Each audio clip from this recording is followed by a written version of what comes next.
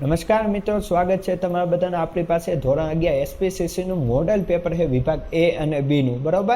એનું આપણે સોલ્યુશન કરવાના છે કે કેવા કેવા પ્રશ્ન હોઈ શકે. એવું નથી કહેતો કે આના જ પ્રશ્ન હોય, આનું આપણે સોલ્યુશન જોઈએ કેવા કેવા પ્રશ્ન પૂછાઈ શકે છે. આ વખતે ઓલા પણ આપેલા છે કે તર્ક શક્તિવાળા વિચારીને તમે જવાબ આપો તો જોવી, બરાબર. શરૂઆત કરવી કે સેક્રેટરી તરીકે કોની નિમણૂક થઈ શકે. હવે જો સેક્રેટરીની વાત કરી છે ત્યાં નિમણૂક કોની થાય તો હંમેશા જીવંત વ્યક્તિ હોય એ જ નિમણૂક થઈ શકે. કંપની ન થઈ શકે, ભાગીદારી પેઢી ન થઈ શકે. હવે પત્રો દ્વારા ધંધો વ્યાપાર વિકસાવવાની પ્રવૃત્તિને શું કહેવાય છે તો કે વાણિજ્યિક માહિતી સંચાર કહેવાય.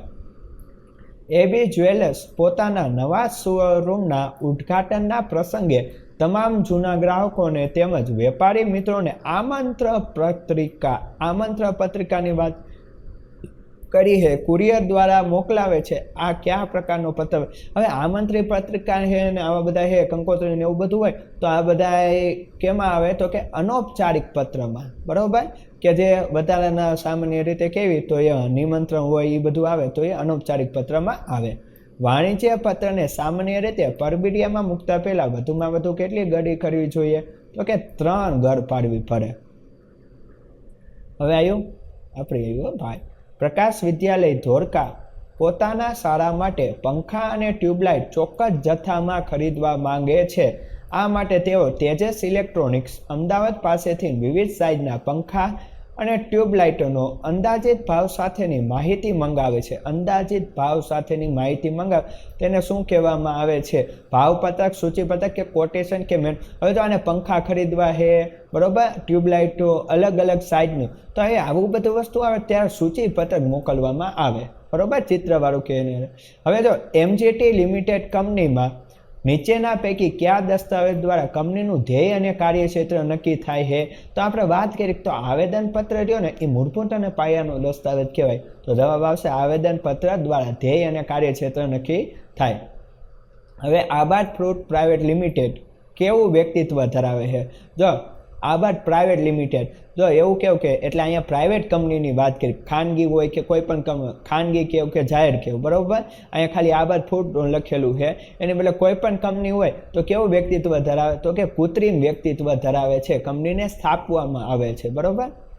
અમર્યાદિત જવાબદારીવાળી કંપની જેમાં શેર મૂડી ના હોય તેને નિયમન પત્ર તૈયાર કરવા કયું ટેબલ લાગુ પડાય? શેર મૂડી ન હોય તો ટેબલ જે.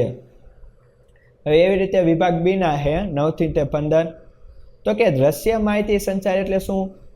તો આપણે વાત કરવી પેલા તો બદલાઈ નાખી કે માહિતીની રજૂઆત ચિત્રો કે પ્રતીકો કે આલેખ કે આકૃતિ વગેરે દ્વારા થાય, બરોબર. અને દ્રશ્ય માહિતી કહેવાય. દાખલા તરીકે આગળ જતા આમ વરાખે આવું આપેલું છે તો આ પણ દ્રશ્ય માહિતી સંચાર કહેવાય. મૌખિક માહિતી સંચાર શા માટે આધારભૂત ગણાતો નથી? કેમ કે લેખિત પુરાવાની ગેરહાજરીના કારણે આધારભૂત ગણાતો નથી, કેમ કે બોરિંગ કોઈ પણ વ્યક્તિ ફરી જાય. પટેલ એન્ડ પટેલ કંપની લખેલા વાણિજ્યિક પત્રમાં કોઈ પણ જગ્યાએ વિરામ ચિહ્નનો ઉપયોગ કરેલ નથી.